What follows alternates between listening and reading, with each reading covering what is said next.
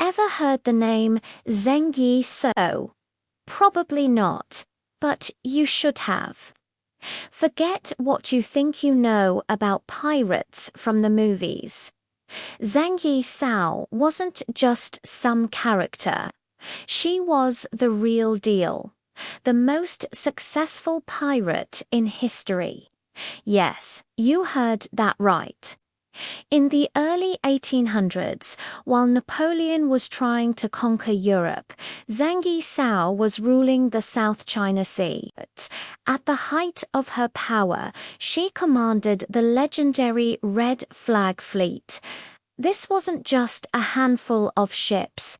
We're talking over 1,800 vessels and an army of 80,000 pirates, men, women, and even children. To put that in perspective, that's a bigger naval force than many countries had at the time. The combined navies of the Qing dynasty, the Portuguese and the British tried to take her down, and they failed. Time and time again, she outsmarted and outfought them. So how did she do it? She was a brilliant strategist and an incredibly strict leader. Her fleet operated under a code of laws that was absolute. Disobey an order. You were executed.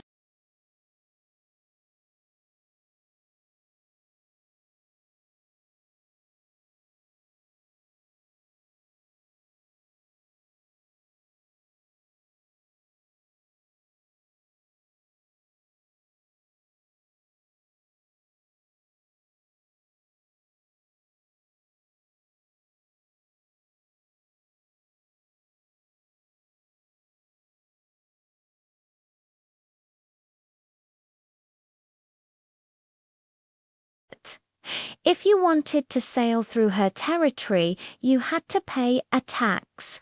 If you didn't, well, your ship and cargo became part of the Red Flag Fleet's treasure.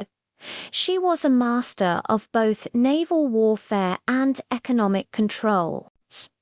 Her influence was so great that the Qing emperor was completely humiliated, unable to defeat this pirate queen who had risen from humble beginnings to become one of the most powerful people in Asia.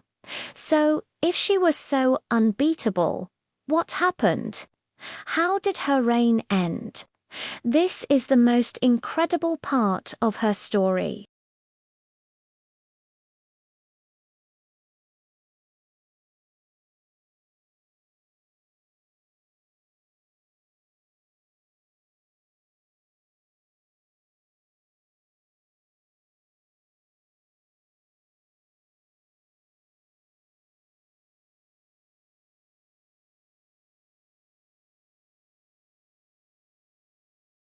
But the Qing government, realizing they couldn't win at sea, changed tactics.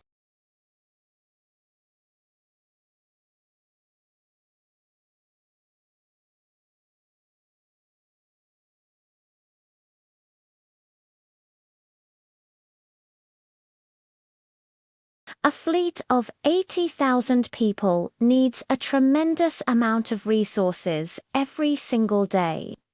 Without a steady flow of food and water, her massive force began to weaken from within.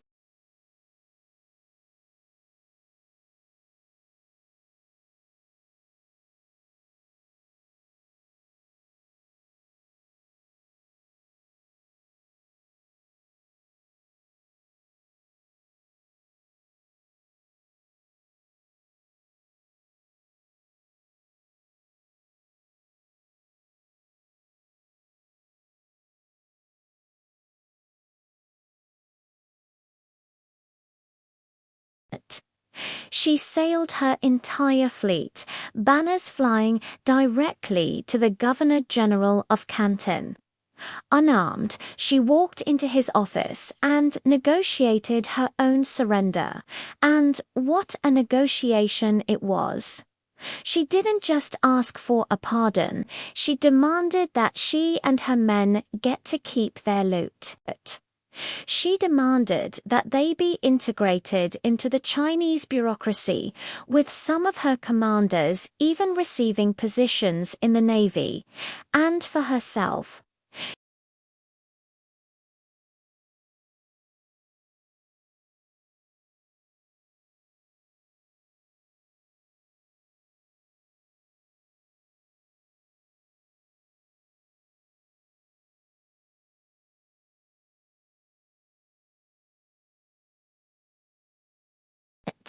and knowing when to quit.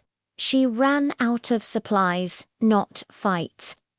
She understood that the true art of power isn't just about winning battles, but about knowing how to win the war, even if that means walking away from the battlefield on your own terms. A truly legendary figure whose story deserves to be told. Thanks for watching. If you enjoyed this piece of hidden history, don't forget to like, subscribe, and hit that notification bell for more stories you won't find in the textbooks. See you next time.